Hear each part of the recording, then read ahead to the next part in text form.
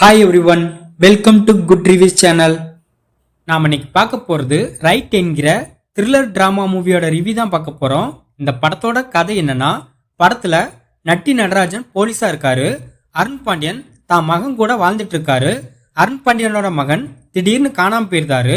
இதனால் அருண் பாண்டியன் தன் மகனோட ஃப்ரெண்ட்ஸு கிட்ட மகனை பற்றி விசாரிக்கிறாரு. பட் யாருமே சரியான தகவலை சொல்லாம இருக்காங்க. இந்த சூழ்நிலையில அருண் பாண்டியன் தன் மகனை காணும்னு சொல்லி போலீஸ் ஸ்டேஷன்ல கம்ப்ளைண்ட் கொடுக்கறாரு. போலீஸ் இந்த கேஸ சீரியஸா எடுக்காம இருக்காங்க. பட் அருண் பாண்டியன் திரும்ப திரும்ப போலீஸ் ஸ்டேஷனுக்கு போய் தன் மகனை பத்தி தகவலை கேட்கிறாரு.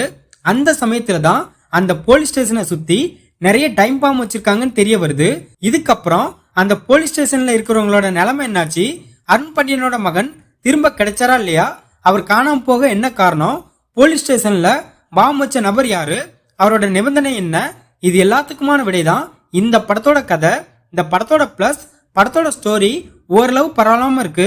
போலீஸ் ஸ்டேஷன்ல டைம் பாம் இருக்கும். அதனால வில்லன் போலீஸ் ஸ்டேஷன்ல உள்ள எல்லாரையும் பிணைக்கேதியா மாற்றி சில சம்பவங்களை செய்ய வைப்பாரு. அந்த சீன் ஓரளவு இன்ட்ரெஸ்டிங்கா இருந்துச்சு. படத்துல அந்த டைம் பாம யார் வச்சாங்க அப்படிங்கிற ட்விஸ்ட் எதிர்பாராத அளவுக்கு இருக்கு.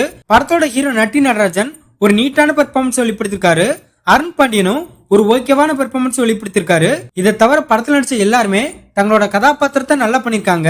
அரசியல்வாதிகளும் பணக்காரங்களும் தப்பு செய்யும் போது சட்டத்தோட பிடியில இருந்து எப்படினாலும் தப்பிச்சிருவாங்க. அதனாலதான் குற்றங்கள் திரும்ப திரும்ப இன்க்ரீஸ் ஆகுது அப்படிங்கிற மாதிரி படத்தோட கான்செப்டை உருவாக்கி இருக்காங்க. அது படத்துல நல்லா இருக்கு. படத்தோட கிளைமேக்ஸ ஓகேவா முடிச்சிருக்காங்க. படத்தோட மியூசிக் படத்துக்கு ஏத்தமா இருக்கு. இந்த படத்தோட மைனஸ் படத்தோட கதை பரவலாம இருந்தும் ஸ்கிரீன் பிளே சரியே இல்ல. சீரியஸான ஒவ்வொரு சீனையும் இந்த டீம் பிரசன்ட் பண்ண விதத்துல கோட்டையை விட்டுருக்காங்க. அதனாலே படம் போரிங்கா இருக்கு. ஃபர்ஸ்ட் ஹாஃப் ஃபுல்லாமே டைம் பாமை யார் வச்சா, டைம் பாமை எப்படி எடுப்பாங்க அப்படிங்கிற மாதிரி படத்தை ரொம்ப தொய்வா கொண்டு போயிருக்காங்க. வில்லனோட நிபந்தனைக்காக ஜட்ஜை வர வைக்கிறது, எம்எல்ஏவை வர வைக்கிறது, இப்படி இஷ்டத்துக்கு எல்லாரையும் வர வச்சு கதையை ஏனோதானு கொண்டு போறாங்க. அது நம்மளோட பொறுமையை ரொம்ப சோதிக்குது. படத்துல யார் தப்பு பண்ணாங்களோ அவங்கள டைரக்டா அட்டாக் பண்ணாம தலையை சுத்தி மூக்கு தொடுற கதையா படத்தை எடுத்திருக்காங்க. அதனாலே படம் ரொம்ப லைங்கா இருக்கு. படத்தோட லவ் போர்ஷனும் சுத்தமா சரியில்லை.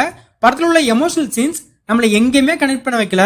பழைய ஜோக் தங்கத்துறை காமெடிங்கிற பேர்ல நிறைய கவுண்டர் கொடுத்துட்டே இருக்காரு. அது எதுவுமே எடுபடவே இல்லை. இந்த படத்தை சுப்பிரமணியன் டைரக்ட் பண்ணிருக்காரு.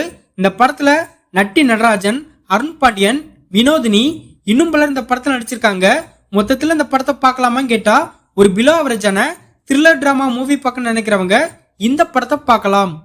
இந்த வீடியோ பிடிச்சிருந்தா லைக் பண்ணுங்க, ஷேர் பண்ணுங்க, சப்ஸ்கிரைப் பண்ணி சப்போர்ட் பண்ணுங்க. Thanks for all.